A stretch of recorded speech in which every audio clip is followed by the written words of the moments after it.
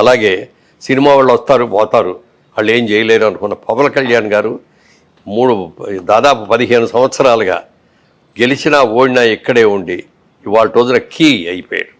ఈ కూటమి రావడానికి ముఖ్య కారణంలో చెప్పాలంటే అది ఆయనే తీసుకున్న లీడ్ అండి. చంద్రబాబు నాయుడు గారిని ఒప్పించుకున్నారు, అక్కడికి వెళ్ళి మోడీ గారిని ఒప్పించారు. వచ్చే ప్రభుత్వ వ్యతిరేక ఓటును చీల్చుకోకూడదు, మనం ఒకే ఇదిగా రావాలి అని చెప్పి చేసి ఎంత ఎక్సలెంట్గా చేశారో, మోడల్ లాగా చేశారు కూటమి అనేదాన్ని. దానికి పూర్తిగా పవన్ కళ్యాణ్ గారిని చేయాలి. తర్వాత లోకేష్ గారు యంగ్ జనరేషన్ రావాలి ఇక్కడి నుంచి. వీళ్ళందరూ కూడా ఇప్పుడు యంగ్స్టర్స్ రావాలి అంటే వాళ్ళకి చేయాలి, వాళ్ళకి అవకాశం ఇవ్వాలి. సార్ బాబు గారితో ఇంత క్లోజ్గా మీరు చాలా ఒక 40 ఏళ్ళు అనుబంధం కదండి, ఎప్పుడైనా ఆయన ఇలాగ కన్నీళ్ళు పెట్టుకున్న సంఘటన కానీ ఇంటర్నల్ గా బాధపడిన సంఘటన కానీ ఎప్పుడు చూడలేదండి. ఎప్పుడు ఆయన కన్నీళ్ళు అంటే చాలా గుమ్మనంగా ఉండేవాడు. మనసులో ఏదైనా బాధ కలిగినా కూడా ఆయన లోపల పెట్టుకునేవాడు, మన దగ్గర నవ్వుతూనే మాట్లాడేవాడు తప్ప ఏ రోజున నాకు ఇది పరిస్థితి వచ్చింది ఏంటని కానీ ఇంకోటి కానీ ఓకే, ప్రజా నిర్ణయాన్ని మనం గౌరవించాలి, ప్రజలు ఓటేశారు, గౌరవిద్దాం, అలాగే బెస్ట్ ఆఫ్ లక్ చెప్పేవాడు. కానీ మొన్న జగన్మోహన్ రెడ్డి గారు చేసింది ఏంటంటే ఓడిపోయిందని తెలిసిన తర్వాత మీ బట్టి ప్రెస్ వాళ్ళందరూ వెళ్ళి అడిగితే నేను ఇన్ని పనులు చేశాను, అన్ని పనులు చేశాను, నేను ఇంతమందికి డబ్బులు ఇచ్చాను, వాళ్ళందరూ ఏమైపోయారు, వాళ్ళ ఓట్లన్నీ ఏమైపోయినాయి. ఎప్పుడు కూడా ఒక నాయకుడు ఎవరన్నా ఓడిపోయినప్పుడు ఒకళ్ళిద్దరు అన్నారు అనుకో, అందులో కూడా కొంతమంది అన్నారు, కానీ ఈయన మాత్రం నేను ఇన్ని రకాలుగా డెవలప్ చేశాను, నేనేం చేసిన తప్పు, నన్ను ఎందుకు ఓడించారు అన్నాడే. కానీ ఎప్పుడు కూడా ఎందుకంటే బెస్ట్ ఆఫ్ లక్ అండి, ప్రజా నిర్ణయాన్ని మేము శిరసావహిస్తున్నాం అని కొత్త గవర్నమెంట్కి బెస్ట్ ఆఫ్ లక్ చెప్తున్నాం. ప్రజల్ని జాగ్రత్తగా చూసుకుంటూ మీరు ఏమైతే ప్రమాణాలు చేశారో, మీరు ఏమైతే ఇస్తామని చెప్పారో అవన్నీ కూడా ఖచ్చితంగా చెయ్యండి, గుడ్ లక్ అని చెప్పేసి ఊరుకోవాలి. అంతేగాని నేను అది చేశాను ఇది చేశాను అని కళ్ళేమో నీళ్ళు పెట్టేసి ఇప్పుడు ఏమన్నా మళ్ళీ వెనక్కి వస్తుంది, ఎలక్షన్ రాదు కదా. తర్వాత ప్రపంచంలో ఎక్కడ జరిగింది ఇంకోటి జరిగింది. జగన్మోహన్ రెడ్డి గారు ఆయన 14 నెలలు జైల్లో ఉండి తిరిగి వచ్చాడు, బెయిల్ వచ్చింది. జనరల్గా ఎవరైనా ఒక్క కేసు ఉన్నాడు ఆయన, ఇన్ని కేసులు కదా, ఒక్క కేసు ఉంటే బెయిల్ ఇస్తే 1 నెల ఇస్తారు, 2 నెలలు ఇస్తారు, 3 నెలలు ఇస్తారు, 6 నెలలు ఇస్తారు, సంవత్సరం ఇస్తారు, అందుకంటే ఎవడు ఇవ్వడు కదా. ఈయన 18 కేసులు ఉన్నాయి ఈయన మీద. 18 కేసుల్లో నెంబర్ 1 ముద్దా ఎవరంటే ఈయనే. అలాంటి ఆయనకి ఎన్నేళ్ళు అయిందండి ఆయన బెయిల్ బయటకు వచ్చి? 10 ఏళ్ళు పైన అయింది కదా, 12 ఏళ్ళు అంత అయింది. ఇన్ని రోజులు అసలు బెయిల్ ఎవడిస్తాడండి? మేనేజ్ అది రాకుండా చూసుకున్నాడు అంతే. ప్రతిసారి ఢిల్లీ వెళ్ళినప్పుడల్లా ఏదో ప్రత్యేక హోదా తీసుకొస్తాడు, లేకపోతే ఈ డబ్బులు తీసుకొస్తాడు, అవి తీసుకొస్తాడు, ఇది తీసుకొస్తాడు అని ఆయన తెచ్చేది ఏమీ లేదు. తన కేసులు ఎలా ఆపుకోవాలి, ఎలా అక్కడ ఈ 5 ఏళ్ళు జగన్మోహన్ రెడ్డి గారు ఎప్పుడు ఢిల్లీ వెళ్ళినా తన కేసులు పని మీద సొంత పని మీద వెళ్ళారు తప్ప భావిస్తున్నారా సార్? సో ఇలాంటి ఫ్యాక్టర్లన్నీ ఆయన ఓడించాయండి డెఫినెట్గా. మరి ఇవన్నీ కూడా ప్రతిదీ లెక్కేస్తారండి. వాళ్ళ ఎన్టీ రామారావు గారు రాజకీయాల్లో రాకముందు మన ఆళ్ళలో చూసుకుంటే 20% పేపర్ చదివేవారేమో, రాజకీయాలతో టచ్ ఉంది. 80% అసలు ఎవరికి టచ్ ఉండేది కాదు. అలాంటిది ఎన్టీ రామారావు గారు వచ్చిన తర్వాత ప్రతి వాళ్ళకిలో ఒక చైతన్యం వచ్చింది. రోజు మైక్ తీసుకెళ్ళి పెట్టండి, కూలి పని చేసే వాళ్ళ దగ్గర కూడా ధారాళంగా మాట్లాడేసేస్తారు. లేదండి, నేను చాలాసార్లు వెళ్ళినప్పుడు అద్భుతంగా మాట్లాడుతున్నారు సార్, అద్భుతంగా మాట్లాడతారు. ఇద్దరు లేదు, రామారావు రాకముందు ఆ చైతన్యం లేదు ఎవరిలో. రాజకీయ చైతన్యం తీసుకొచ్చింది ప్రజల్లో, ముఖ్యంగా పేదవాళ్లలో ఎన్టీ రామారావు. ఆయన ఎంత నిజాయితీగా ఉన్నాడో అంత మించిన నిజాయితీతో చంద్రబాబు నాయుడు గారు కూడా ఉన్నారు. నందమూరి వారి కుటుంబం మీద కానీ, నందమూరి వారి పిల్లల్లో ఇప్పుడు బాలకృష్ణ గారిలో కానీ, చంద్రబాబు నాయుడులో కానీ ఏ రోజున ఏదైనా ఒక్క అవినీతి కేసు ఉందో ఒక్కడన్నా? గాలికి వెళ్ళే వాళ్ళు కేసులు పెట్టవచ్చు, నా మీద కూడా పెట్టవచ్చు. నాకు ఇంతవరకు నా మీద ఎప్పుడు ఏ విధమైన కేసులు లేవు. నీతిగా ఉన్నాం కాబట్టి ఇన్నేళ్ళు బట్టి ఉన్నాం. రియల్ ఎస్టేట్లో ఉండి ఏమీ లేదు. ఇన్కమ్ ట్యాక్స్ డిపార్ట్మెంట్లో ఏ రోజున మాకు ఇది రాదు. అన్నీ కూడా పర్ఫెక్ట్గా కట్టేస్తాం మేము. అందుకని మేము మా మీదకి రావు. మరి అలాంటి ఆయన అన్ని కేసులు ఉన్న ఆయన ఇన్నేళ్ళు ఎలా ఉండగలిగాడండి? ఎలా మేనేజ్ చేశాడండి? ఏదైనా పాపం పడాలి, టైం రావాలి. ఇవాళ ప్రజలందరూ కూడా అది గుర్తించి అది తెలుసుకొని చేసిన తప్పులు తీసుకొని మనం యునానిమస్గా వేయాలన్నారు. ఎలక్షన్ అయిన తర్వాత కూడా ఎవరు ఇంత మెజారిటీ వస్తాయని ఎవరూ ఊహించలేదు సార్. బాబు గారు ఏమైనా ఊహించారా సార్ ఇలాంటి మెజారిటీ? బయటపడ్డాయి ఎప్పుడు అంటే మీతో, అంటే మీ నాయకులు మీతో కానీ గెలుస్తాం మనం అన్నారే తప్ప మనకి ఎంత మెజార్టీస్ వస్తాయి, ఇన్ని సీట్లు వస్తాయి అనేది ఎవ్వరూ అలా చెప్పిన ఏకైక వ్యక్తి కేకే. అది కేకే సర్వీస్. అవును, కిరణ్ కోటి ఎంత బాగా మరి ఇద్దరు తెలియదు కానండి, అతను కూడా కలుసుకోవాలని అనుకున్నాను. అన్నారు కదా, ఎంత బాగా చెప్పాడండి. లాస్ట్ టైం ఓడిపోయినప్పుడు జగన్మోహన్ రెడ్డి గెలిచినప్పుడు బాగానే ఇట్లాగే చెప్పాడు. అవునండి, ఆయనకి ఎన్ని సీట్లు వస్తాయి మేమే అనుకుంటున్నాం. చంద్రబాబు నాయుడు గారికి రాకుండా ఎవరు ఇస్తారు? 20 వస్తాయి. అన్నారే మీరు బోల్డెన్ చేసామని చెప్పి ఈయన చంద్రబాబు నాయుడు గారు కూడా ఆ రోజులు అన్నారు, మనం పసుపు కుంకుమ ఇచ్చాం బోల్డ్ మందికి, ఎలక్షన్ ముందు 10,000 చెప్పి ఇచ్చాము, మహిళా ఓట్లన్నీ మనకు వచ్చేస్తాయన్న. కానీ ప్రజలు ఏమన్నారు తెలుసండి, ఆయన 10,000 ఇస్తే ఆయన సొంత డబ్బులు ఇచ్చాడా? గవర్నమెంట్ డబ్బులే కదా మాకు ఇచ్చింది. ఆయన ఏదైనా సొంత డబ్బులు ఇస్తే అప్పుడు ఆలోచిస్తాం దాని గురించి. ఎవరు సొంత డబ్బులు ఇస్తే వాళ్ళకి ఓటేస్తామన్నారు. ఇవాళ జగన్మోహన్ రెడ్డి గారు ఇచ్చింది ఆయన సొంత డబ్బులు ఇచ్చాడా? ఉంటే మీటర్ ఒక్కడమే కదా ఆయన చేసింది. మీటర్ ఒకటే రోజు దారింటి వెళ్ళి రిక్షా వాడినో లేకపోతే కూలి పని చేసుకునే వాడిని పిలిచి బాబు ఇదిగో ఇక్కడ నొక్కు అంటే నొక్కుతాడు.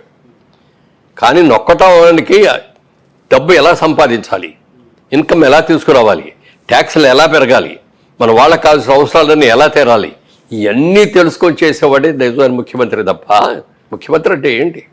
ఇన్ని లక్షల మంది, మనకి కోట్ల మంది, ఇవాళ ఇన్ని కోట్ల మంది యొక్క సమస్యల్ని, కష్టాలని, సుఖాలని, పిల్లల భవిష్యత్తుని తీర్చిదిద్దవలసిన ఒక పవిత్రమైన బాధ్యత ఉన్న వ్యక్తి ముఖ్యమంత్రిగా ఉండాలి. అలా ఉన్నవాళ్ళే ఉంటారు లాంగ్ మీటింగ్. సార్, మొన్న మధ్య ఒక మాట అయితే వినిపించిందండి, చంద్రబాబు గారు ఇప్పుడు సూపర్ 6 అని పెట్టి, అంటే జగన్మోహన్ రెడ్డి గారు ఇచ్చే పథకాల కంటే ఇంకా అద్భుతమైన పథకాలు, ఎక్కువ డబ్బు ఇస్తామని చెప్పి జనాలకి, అంటే మేము ఫలానా పథకాలు అందించబోతున్నాం. ఇప్పుడు పెన్షన్ అనుకోండి 4,000, ఇప్పుడు 3,000 ఎంత వస్తుంది వృద్ధులకి పెన్షన్, 4,000 ఇస్తామన్నారు బాబు గారు. ఏప్రిల్ మే నెల నుంచి ఇచ్చేస్తామన్నారు. సో ఇలా రకరకాల సూపర్ 6 అని పెట్టారు, చాలా ఎక్కువ వెల్ఫేర్ అనేది ప్రకటించారు. అప్పట్లో వైసీపీ నాయకులు ఒక మాట అనేవారండి, అంటే మేము జగన్మోహన్ రెడ్డి గారు ఇస్తూ ఉంటే చంద్రబాబు గారు ఈ ఆంధ్రప్రదేశ్ని ఒక శ్రీలంకలా చేస్తున్నారు, ఒక సోమాలియాలా చేస్తున్నారు అని చెప్పి విమర్శించేవారు బాబు గారు. అలాంటిది ఇప్పుడు ఆయన మాకంటే ఎక్కువ పథకాలు ఎలా ఇవ్వగలుగుతారు? అంటే ఆయన ఇప్పుడు ఇస్తే ఈ ఆంధ్రప్రదేశ్ శ్రీలంక అవదా, సోమాలియా కాదా, అంటే ఆర్థికంగా చితికిపోదా అని ఒక క్వశ్చన్ అడిగేవారండి. దానికి మీ సమాధానం ఏంటి? దాని సమాధానం, ఆయన ఇన్కమ్ ఎలా జనరేట్ చేయాలి అనేది ఆయనకి తెలిసినట్టుగా ఎవరికి తెలియదండి. మీరు చూస్తూ ఉండండి, 1 ఇయర్ తిరిగేటప్పుడు ఎన్ని కొత్త ఇన్స్టిట్యూషన్స్ వస్తాయి, కొత్త ఇండస్ట్రీస్ వస్తాయి. తర్వాత ఇంకోటి పెద్దది ఏంటంటే, ఇప్పుడు తెలంగాణ ఉందనుకోండి, హైదరాబాద్, సికింద్రాబాద్ ఉంది, వరంగల్ ఉంది, నిజామాబాద్ ఉంది, మంచి సిటీస్. ఏమంటే అదేవిధంగా చూసుకుంటే తమిళనాడులో చూసుకుంటే మెడ్రాస్ ఉంది, కోయంబత్తూరు ఉంది, సేలం ఉంది. కేరళ చూసుకుంటే ట్రివేంద్రం ఉంది, బ్రహ్మాండమైంది. మన కర్ణాటక పక్కన ఉన్న కర్ణాటక చూసుకుంటే వాళ్ళకి బెంగళూరు ఉంది, మైసూరు ఉంది. మనకి ఏముందండి ఆంధ్రప్రదేశ్కి ఏముంది? ఒక సిటీ చెప్పండి, మీ నోటితో మీరు ఒక సిటీ చెప్పండి. హైదరాబాద్ మనకి ఆంధ్రప్రదేశ్లో ఏముంది? ప్రస్తుతానికి ఉన్న దాంట్లో అయితే విశాఖపట్నం ఒకటే అండి. విశాఖపట్నం కూడా, దాన్ని కూడా చంద్రబాబు నాయుడు గారే దానికి కంపెనీలు అయింది తీసుకొచ్చి అక్కడ పెట్టించి, ఎందుకంటే దానికి ఒక అద్భుతమైన సిటీ వైజాగ్ అనేది, సముద్ర బొడ్డు బోల్డ్ అనేది. ఆయనకి దాని మీద ఎన్ని ప్లాన్స్ ఉన్నాయో చెప్పడానికి లేదు. ఈ Visakhapatnam lot of pharmaceutical industries ఇప్పుడు బాగా ఉన్నాయి. అలాగే అక్కడ హార్బర్ మూలంగా హార్బర్ బాగా డెవలప్ చేసి ఇది చేస్తే ఇంకా అద్భుతమైన ఇతర దేశాలన్నింటికి కూడా ఇక్కడికి వచ్చి ఇక్కడ అన్లోడు లోడు చేసుకొని మళ్ళీ ఎవరు ఎక్కడికి వెళ్ళాలనేది ఇవన్నీ కూడా చేసే హబ్ లాగా, ఒక సెంట్రల్ హబ్ లాగా వైజాగ్ చేయడానికి కూడా అవకాశం ఉంది. ఎంతమంది లేబర్కి ఉద్యోగాలు వస్తాయో చెప్పడానికి లేదు. అవన్నీ చాలా ఉన్నాయి. వైజాగ్ని చేస్తాం, వైజాగ్ ఓకే ఒకటి. విజయవాడ సిటీయా బిజినెస్ సిటీ అంతే, ఏవి కాదు. గుంటూరు పంటలు, మిర్చిను పొగాకు ఆడితే అది.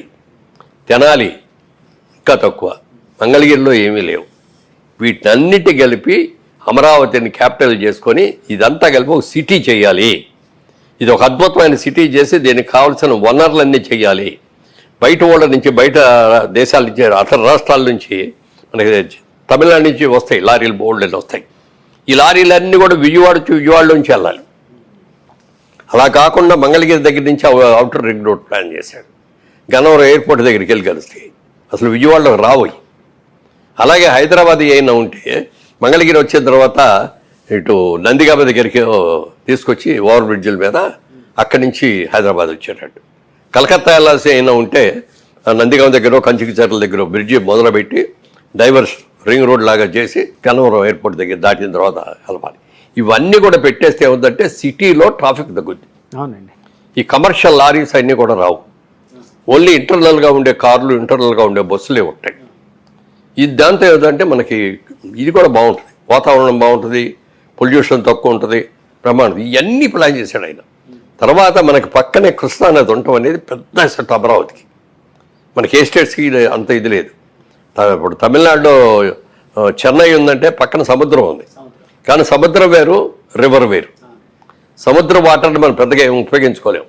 అంటే ఫిషింగ్ బిజినెస్లో అవి వస్తాయి, కానీ తాగునీటి అవసరాలకు పనికిరాదు. అలాగే పంటలకు కూడా పనికిరాదు. అదే మీరు ఇప్పుడు కృష్ణా నది బ్యారేజ్ ఉంది కదా, ఇంకో బ్యారేజ్ కడదామని ప్లాన్ చేశారు. ప్లాన్ చేశారా సార్? ప్లాన్ చేశారు. ఆ బ్యారేజీ ఈ బ్యారేజ్ మధ్యలో వాటర్ స్టోర్ చేసి వీటిలన్నిటి కూడా కాలువల ద్వారా అమరావతి చుట్టూ లోపల ఎక్కడ కాలువలు పెట్టేసి ఆటిపోయింది. మళ్ళీ అందమైన ఐకాన్ బ్రిడ్జెస్, మన ఇటలీ లాగా, Rome water city, water city. అలాగా దీన్ని చేయడానికి అన్ని ప్లాన్లు చేశారు. ఒక క్యాపిటల్ సిటీ ఎలా ఉండాలనే దాని మీద ఆయనకున్న అవగాహన ఇంత అంత కదండి. ఎంతమందికి అట్లా అమరావతిని సెలెక్ట్ చేయటమే ఒక గొప్ప అయితే, అమరావతిలో ఎలాంటి క్యాపిటల్ కట్టాలి అనే దాని మీద జపాన్ వాళ్ళని పిలిచారు, సింగపూర్ వాళ్ళని పిలిచారు, మలేషియా వాళ్ళని పిలిచారు. ఇంకా ఎవరైనా ప్లాన్స్ ఉంటే ఇవ్వండి అన్నారు. 1 సంవత్సరం 1.5 years ప్లాన్స్ ఫైల్ చేయడానికి పడుతుంది. ఎప్పుడు కూడా ప్లాన్స్ తయారు చేసేటప్పుడు తప్పుగా తయారు చేస్తే ఆ తర్వాత మీరు ఎంత చేసినా ఉపయోగపడదు. అవునండి. ప్లానింగ్లో ఎక్కువ టైం తీసుకోవాలి. అంత ఎక్కువ టైం తీసుకున్నాడు, వాళ్ళందరి సహకారం తీసుకుని బ్రహ్మాండమైన క్యాపిటల్ కట్టడానికి చేస్తే పాప అంతమంది రైతులు వాళ్ళు ఏమీ తీసుకోకుండా అన్ని ల్యాండ్లు ఇస్తే వాళ్ళందరినీ నానా కష్టాలు పెట్టేశారు. అమరావతి డెవలప్ చేస్తే చంద్రబాబు నాయుడికి పేరు వస్తుంది, కానీ నాకేం వస్తుంది అనుకున్నాడు. 3 రాజధానులు అని చెప్పి వైజాగ్లో పెడతాను నేను, ఇక్కడేమో ఊరిని శాసనసభ క్యాపిటల్ అని పెడతాను, లేకపోతే కర్నూలులోనేమో న్యాయ రాజధాని పెడతాను అని చెప్పి 3 అవసరం అండి. ఓ చిన్న రాష్ట్రం అంది. తెలంగాణ నుంచి విడిపోయిన తర్వాత మన రాష్ట్రం చాలా చిన్నది. ఈ చిన్న రాష్ట్రాన్ని 3 క్యాపిటల్స్ కావాలా? మీరు వైజాగ్లో మీ జనరల్ క్యాపిటల్ అంతా అక్కడ పెడితే మన రాయలసీమ నుంచి వచ్చే వాళ్ళకి ఎంత దూరం అండి? ఎన్ని గంటల ప్రయాణం చేస్తే అక్కడ జరగలుగుతారు? క్యాపిటల్ ఇది. క్యాపిటల్ అంటే అమరావతి. ఎక్కడికి వెళ్ళాలన్నా, అటు వైజాగ్, శ్రీకాకుళం వెళ్ళాలన్నా, లేకపోతే ఇటు కడప, కర్నూలు, అనంతపూర్ వెళ్ళాలన్నా, లేకపోతే ఇంకెక్కడైనా అందరికీ సెంటర్ పాయింట్ అది. 6-7 గంటల్లో వచ్చేయచ్చు అక్కడికి.